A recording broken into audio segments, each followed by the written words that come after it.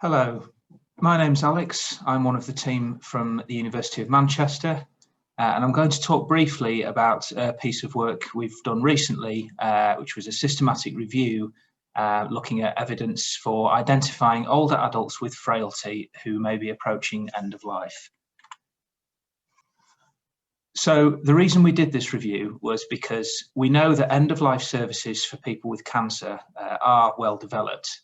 But most older adults live with and die from conditions other than cancer.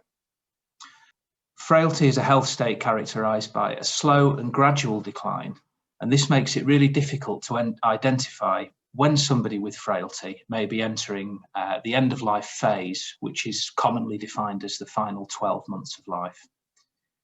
And it's also not clear whether or how identification and then associated intervention improves people's experiences during end of life.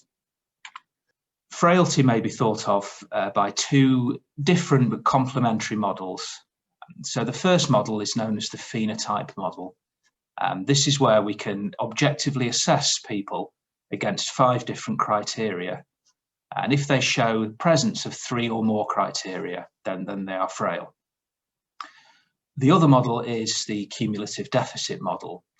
And this really says that the more things that somebody has wrong, the more likely they are to be frail. And the extent of somebody's frailty can be measured using a frailty index approach.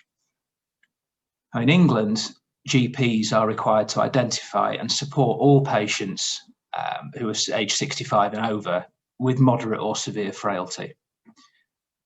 And they tend to use an electronic version of the frailty index approach. This is called the EFI. The current evidence for prognostication in frailty shows that the frailty index is probably the best approach for predicting mortality. But a lot of the research has made predictions over long periods of time, often several years. So it's not that clear how effective this approach may be at identifying people who may be in the final 12 months of life. Another approach commonly used by clinicians is called the surprise question. This is where a doctor will take everything they know about a patient and they will ask themselves, would I be surprised if this person were to die within the next 12 months? In the context of frailty, the surprise question doesn't perform very well, and it's not recommended for use in isolation. So in our systematic review, we were looking for prognostic studies or intervention studies. And it's really important to say here that we were looking for studies in which the participants had already been identified as frail via an established measure of frailty. This is because there are often proxy definitions of frailty. So the word frailty may be used as a general term, or it may be assumed that certain groups of people are frail, such as people who live in care homes, when this is not always the case. We also excluded any studies which had involved people with cancer, even if they had also been assessed as frail. So we found 3 prognostic studies. The first was a prognostic model using the EFI in primary care. This study showed that there was a small but very clear identifiable group of people who had a distinct trajectory in EFI scores during the final 12 months of life. This trajectory was a low baseline, followed by a rapid rise, and then a plateau. The other 2 prognostic studies were prognostic factor studies. So these are individual factors rather than collective models. The first was a study in Sweden, which was looking at 2 different measures of physical fitness in frail people in emergency hospital care. And it found that people who performed poorly on the baseline tests were more likely to die during the 12-month follow-up period than those who had performed well. The other study was a study from Japan in nursing homes where the population had been assessed as frail. And it found that coexisting severe frailty and malnutrition was significantly associated with mortality.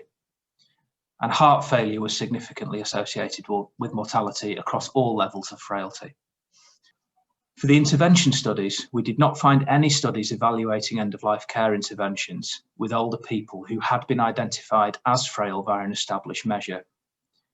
There is a lot of research on advanced care planning with people who are frail. But when we look more closely, we realised that virtually all of this literature had assumed frailty or used proxy definitions and had not used the established measures of frailty that we were interested in.